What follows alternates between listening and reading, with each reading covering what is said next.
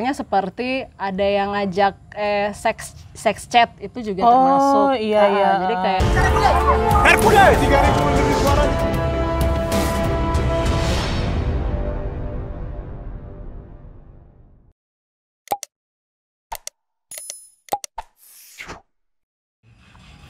No, ya Kak. jadi di video sebelumnya tuh kita kan bahas tentang kekerasan berbasis gender online yang biasanya kita sebut sebagai KBGO. Biar gampang ya Bu. Iya.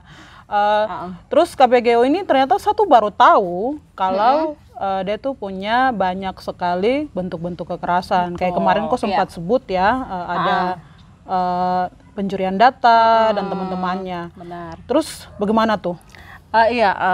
Jadi kawan-kawan di rumah atau kawan-kawan yang sedang menonton video ini dan Kakak Nong, saya sebenarnya banyak sekali nih lihat berbagai macam sumber-sumber yang mengulas tentang bentuk-bentuk KBGO atau kekerasan berbasis gender online. Kebetulan kali ini saya ambil sumber bentuk-bentuk KBGO-nya itu dari safenet.com. Jadi kalau kawan-kawan yang ingin mencari tahu lebih pasti bentuk-bentuknya seperti apa, juga mungkin bisa langsung searching atau cari sendiri di rumah gitu. Kayaknya tapi ada baiknya nih sebelum kita masuk dalam pembahasan. Jadi Novita punya informasi ini yang diambil dari Safenet ini. Kayaknya kita sebelumnya harus sapa kita teman-teman dulu deh.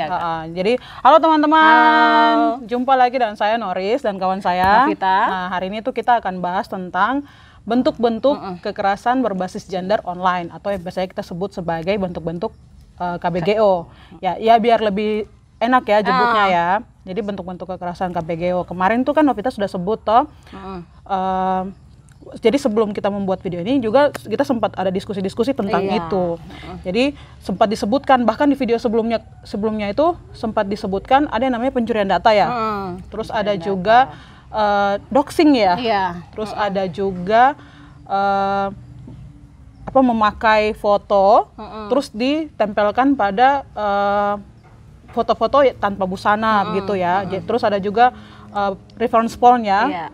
Jadi itu termasuk sebenarnya bentuk-bentuk kekerasan berbasis gender online. Tapi Novita nih punya informasi yang lebih akurat dari Safenet. Jadi ada materi dari Safenet. Mungkin nanti teman-teman bisa akses sendiri juga. Jadi kita bisa langsung diskusi kalian Novita ya. Novita bisa bilang, yang ini ya? Siap Kak, iya ini.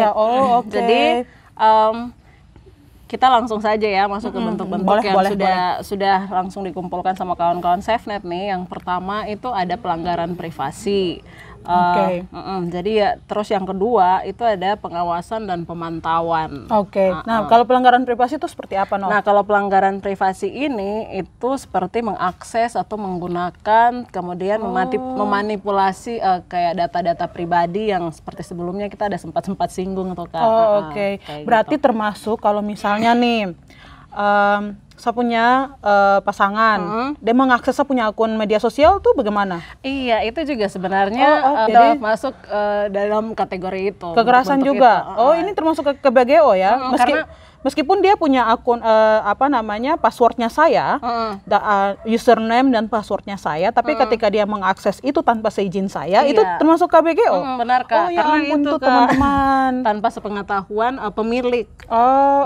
Itu jadi teman-teman ingat itu, berarti kalau tanpa akses teman-teman atau tanpa seizin teman-teman itu tetap kekerasan. Iya, betul. Terus yang kedua tadi apa? Yang kedua tadi pengawasan dan pemantauan. Nah itu apa tuh? Jadi biasanya nih lebih memantau, melacak dan mengawasi kegiatan. Jadi kayak semacam apa ya Kak? Stalker gitu ya? Iya, kayak stalking. Iya. Saya pernah tahu nih yang ini. Jadi seseorang di dalam HP-nya itu dikoneksikan ke penanda GPS gitu ya. Jadi ketika dia menyalakan itu dia kehubung ke device yang lain. Jadi perangkatnya. Jadi misalnya saya secara langsung ingin mendeteksi Novita di mana, terus GPS-nya Novita dihubungkan ke HP saya, gitu ya, mungkin ya seperti itu. Saya tahu nih kayak begini nih. Ya, jadi yang terus yang setelah itu yang berikutnya adalah perusakan reputasi atau kredibilitas. Nah itu apa tuh kira-kira? Jadi ini seperti membuat dan berbagi data pribadi yang salah. Mirip-mirip seperti yang tadi sih Kak, cuman ini data pribadinya salah.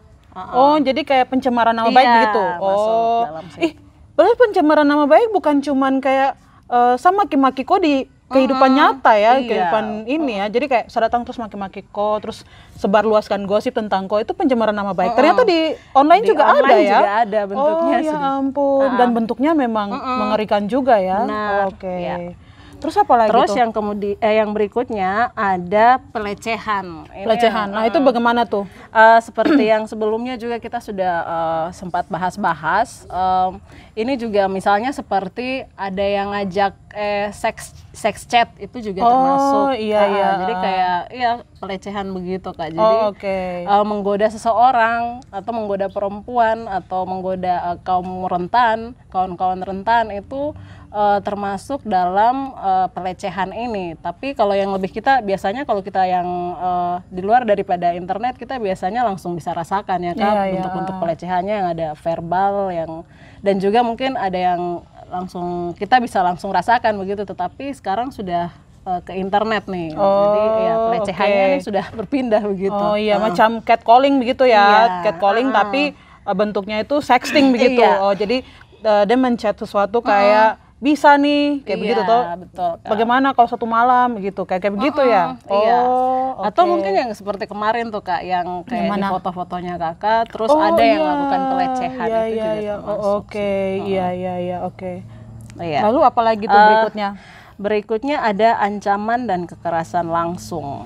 Itu bagaimana tuh? Itu yang seperti cerita sebelumnya juga yang ada pemerasan atau pengancaman melalui video-video atau foto-foto yang berbau seks kayak begitu. Itu teman-teman, ini tuh sering sekali di lingkaran kawan-kawan kita sendiri itu banyak sekali kasus-kasus seperti ini. Benar. Dan kebanyakan yang diancam itu dia tidak merasa sebagai korban, malah terus-menerus terikat sama kejahatannya pelaku ini gitu. Dan ketika dia merasa itu tuh kayaknya kebanyakan tuh sampai stres ya, depresi betul, ya. Kak, sampai depresi. Oke.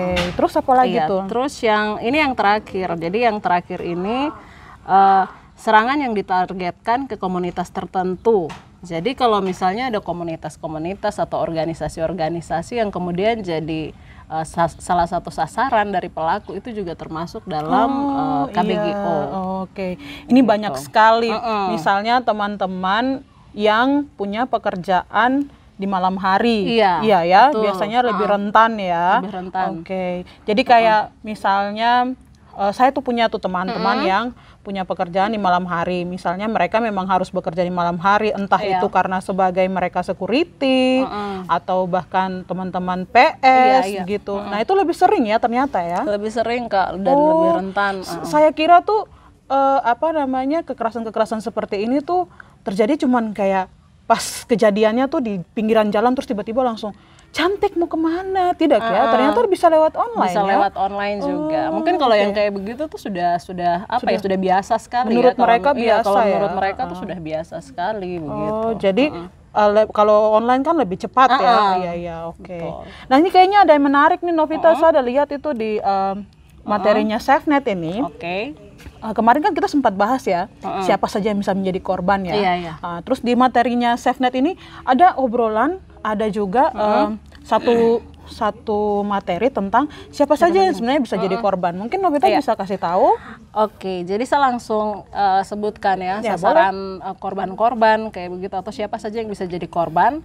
Yang pertama adalah seseorang yang terlibat dalam hubungan intim. Ya kayak tadi pacaran. Ini jadi terus pacaran, terus atau bahkan mempunyai konsen ya, perjanjian-perjanjian begitu. Terus yang kedua itu seseorang yang profesional yang sering terlibat dalam ekspresi publik, termasuk aktivis, jurnalis, penulis, peneliti, musisi, aktor, atau siapa saja yang dengan profil publik atau minat dan pertukaran publik. Itu banyak sekali teman-teman. Apalagi kalau yang mungkin kalau teman-teman kalau lihat aktivis tuh agak jarang ya, jarang. Tapi artis saya sering melihat. Karena terakhir itu yang sangat-sangat bikin saya agak tidak suka itu waktu artis yang dia ditangkap karena kasus prostitusi. Oh iya, betul. Nah itu tuh menurut saya ya, kasus prostitusi itu berbeda dengan kekerasan yang dia terima begitu.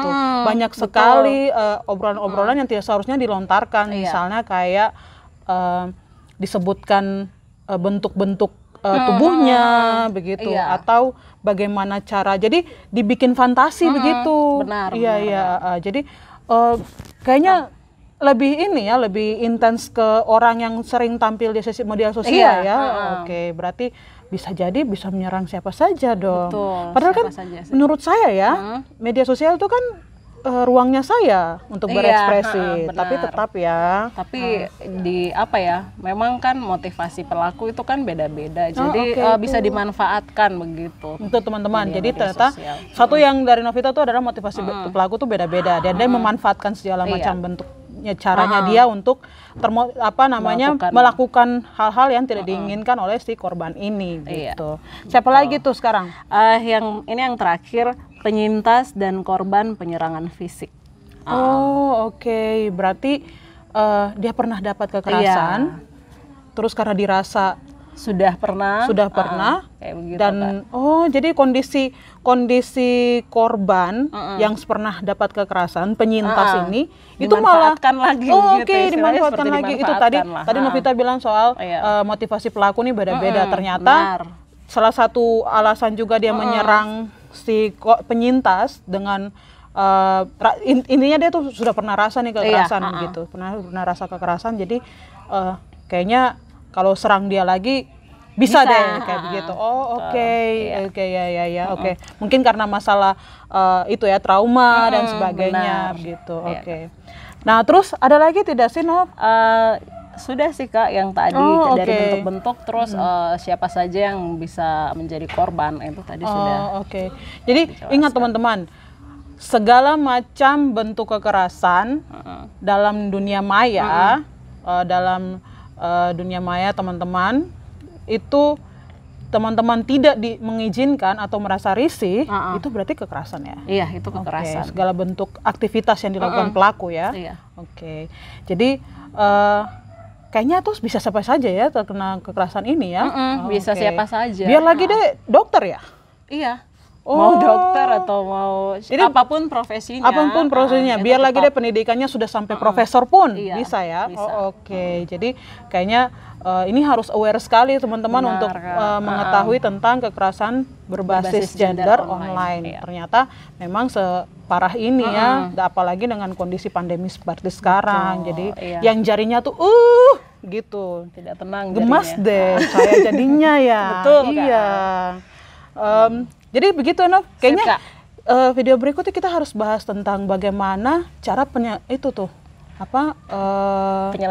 Iya, penyelesaian kayaknya di video berikutnya kita kayaknya harus bahas tentang penyelesaian termasuk tindakan hukum ya. Iya, benar. Iya kayaknya. Karena menurut saya ini sudah sangat fatal, bisa jadi korban itu memilih mengakhiri hidupnya deh kayaknya. Iya. Banyak ya? Yang lebih tragis itu sampai ke arah situ. Itu teman-teman. Jadi teman-teman sudah harus paham, sudah harus aware terhadap saya ini ternyata kena kekerasan loh, tapi berbasis gender dan online gitu. Dan ternyata kekerasan tidak cuma kayak sini saya pukul kok, tidak. Sekian kayaknya Novita ya untuk video bentuk-bentuk kekerasan berbasis gender online atau biasa kita sebut dengan KBGO ini, kayaknya hari ini sampai di sini ya. Jadi nanti jumpa lagi ya dengan kita. Tapi sebelumnya jangan lupa di like, terus subscribe, terus jangan lupa juga komen karena kita membuka ruang diskusi dalam kolom komentar benar itu.